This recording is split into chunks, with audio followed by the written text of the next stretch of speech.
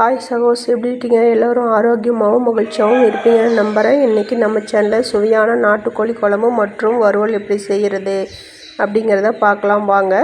தேவையான அளவு சின்ன வெங்காயம் உரித்து நல்லா வாஷ் பண்ணி எடுத்து வச்சுக்கலாம். 4 பச்சை மிளகாய், ஒரு தக்காளி, ஒரு பெரிய வெங்காயம் இதை நல்லா கட் பண்ணி எடுத்து வச்சுக்கலாம். அதே மாதிரி சுத்தமான நாட்டுக்கோழி கறியை வாங்கி அலசி எடுத்து வச்சுக்கலாம். அது கூட சோம்பு 1 ஸ்பூன், கடுகு 1 ஸ்பூன், ஒரு பட்டை, ஒரு லவங்கம், ஒரு ஏலக்காய், ஒரு அன்னாச்சி மூக்கு எடுத்து வச்சுக்கலாம். கருவேப்பிலை தழை. இப்போது ஒரு பாத்திரத்தில் எண்ணெய் விட்டு அதனால் எண்ணெய் இதுக்கு நல்லா எடுத்துக்கலாம். அப்போ தான் குழம்பு டேஸ்ட்டாக இருக்கும். எண்ணெய் நல்லா காஞ்சதுக்கப்புறம் இந்த சோம்பு, பட்டை, லவங்கம், ஏலக்காய் இதெல்லாம் போட்டு நல்லா பொரிய விடலாம். நல்லா பொரியட்டும். அதுக்கப்புறம் நம்ம கட் பண்ணி வச்சுக்கிற பச்சை மிளகாயை போட்டு நல்லா பொரிஞ்சதுக்கப்புறம் வெங்காயம், கருவேப்பிலை தழை, தக்காளி இதெல்லாம் போட்டு நல்லா வதக்கி விடலாம். இது சீக்கிரம் வதங்கிறதுக்காக 1 ஸ்பூன் தூள் உப்பு போடலாம். போட்டால் சீக்கிரம் வதங்கி வரும். நல்லா வதங்கினதுக்கப்புறம் நம்ம அது கூட 1 ஸ்பூனு இஞ்சி பூண்டு பேஸ்ட்டு ஆட் பண்ணிக்கலாம்.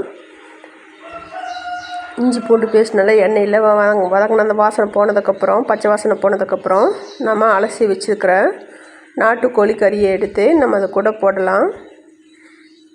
கறியை போட்ட உடனே மஞ்சத்தூள் 1 ஸ்பூன் போட்டு நல்லா பிரட்டி விடலாம். அது கூட கல் உப்பு 1 ஸ்பூனு போட்டுக்கலாம். இதை நல்லா போட்டு நல்லா கறியை நல்லா கலக்கி விட்டு ஒரு தட்டை வச்சு மூடி வைக்கலாம். அப்போ தான் கறி நல்லா வெந்து வரணும். அப்போ வேகும் போதே அதில் இருக்கிற தண்ணியெலாம் சுண்டிடணும். அப்போ தான் கறி குழம்பு டேஸ்ட்டாக இருக்கும். இது ஒரு பக்கம் வெந்துட்டுருக்கட்டும். நம்ம இப்போ ஒரு பாத்திரத்தில் எண்ணெய் விட்டு நம்ம உரித்து வச்சுருக்க சின்ன வெங்காயத்தை அதுக்குள்ளே போட்டு நல்லா வதக்கி விடலாம். அது கூட கருவேப்பிலை தழை கொஞ்சம் போட்டுக்கலாம். 1 ஸ்பூன் சீரகம், 1 ஸ்பூன் மிளகு இது கூட போட்டு நல்லா வதக்கி விடலாம். கொஞ்சம் வரமிளகாய் அதையும் போட்டு நல்லா வதக்கி விடலாம். நல்லா வதங்கிட்டு இருக்கட்டும். நல்லா ப்ரௌன் கலராக ஆகிற வரைக்கும் வதங்கணும். வதங்கினதுக்கப்புறம் இதை எடுத்து நம்ம ஒரு பாத்திரத்தில் வச்சிடலாம். நம்ம கொத்தமல்லி தலையை நம்ம நல்லா அலசி கட் பண்ணி கறி வதங்கிட்டு இருக்கு இல்லையா, அதில் நம்ம போட்டு நல்லா ஃப்ரை பண்ணலாம். அப்போ தான் தனி மணம் கொடுக்கும், நமக்கு வாசனையாகவும் இருக்கும் அந்த கறிக்கு. அதுக்கப்புறம் தேவையான அளவு கொத்தமல்லி தூள். அந்த கொத்தமல்லி தூள் நம்ம எந்த அளவுக்கு குழம்பு வேணுங்கிறோமோ அந்த அளவுக்கு ஆட் பண்ணிக்கலாம். போட்டு அந்த வெங்காயத்துலேயே சிம்மில் வச்சுக்கிட்டு நல்லா வதக்கி விடணும். வதங்கினதுக்கப்புறம் இதை எடுத்து தனியாக ஆற வச்சிடலாம்.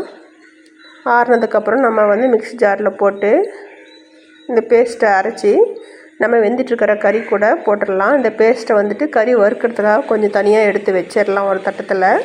மீதி குழம்புல கலக்கி ஊற்றிடலாம். கலக்கி ஊற்றிட்டு உப்பு, காரம் வேணுங்கிற அளவுக்கு சிக்கன் தூள் கொஞ்சம் ஆட் பண்ணிக்காங்க. நல்லா கொதிக்க விட்டுட்டோம். உப்பு பாருங்கள், பத்தலைன்னா கொஞ்சம் ஆட் பண்ணிக்கோங்க. நல்லா கொதித்து வந்ததுக்கப்புறம் இறக்கிட்டு கொத்தமல்லி தலையை போட்டுருங்க. மணமாக இருக்கும். அதுக்கப்புறம் அதில் இருக்கிற கறியை வடித்து எடுத்து வச்சிடலாம். கறியை எடுத்து தனியாக எடுத்து வச்சிடலாம். அந்த கறி கூட ஃபஸ்ட்டு நம்ம எண்ணெய் ஊற்றி பாத்திரத்தில் கடுகு, கடலப்பருப்பு, உளுத்தம்பருப்பு, பச்சை மிளகாய், வெங்காயம், கருவேப்பிலை தழை இதெல்லாம் போட்டு நல்லா வதக்கி விடலாம். நல்லா வதங்கிட்டுருக்கட்டும். அது கூட நம்ம இஞ்சி பூண்டு பேஸ்ட் இருந்தாலும் அதை கூட ஆட் பண்ணிக்கலாம். அதுக்கப்புறம் நம்ம தனியாக கொஞ்சம் சாந்து எடுத்து வச்சுக்கிறோம் இல்லையா, அந்த சாந்து அது கூட போட்டு நல்லா சிம்மில் வச்சுக்கிட்டு அந்த பச்சை வாசனை போகிற வரைக்கும் வதக்கி விடணும். அது கூட சிக்கன் தூள் 1 ஸ்பூன் சேர்த்திக்கோங்க. வெறும் மிளகாய் தூள் இருக்குல்ல, அது கொஞ்சம் ஆட் பண்ணிக்காங்க. உப்பு, பெப்பர் கொஞ்சம் இதெல்லாம் போட்டு சிம்மில் வச்சு நல்லா வதக்கி விடுங்க.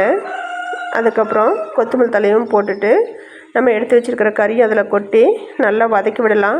தேவையான காரம் உப்பு வந்தது சாப்பிட்டு பார்த்துட்டு பிடிச்சிருந்தால் லைக் பண்ணுங்கள், கமெண்ட் பண்ணுங்கள், சப்ஸ்கிரைப் பண்ணுங்கள்.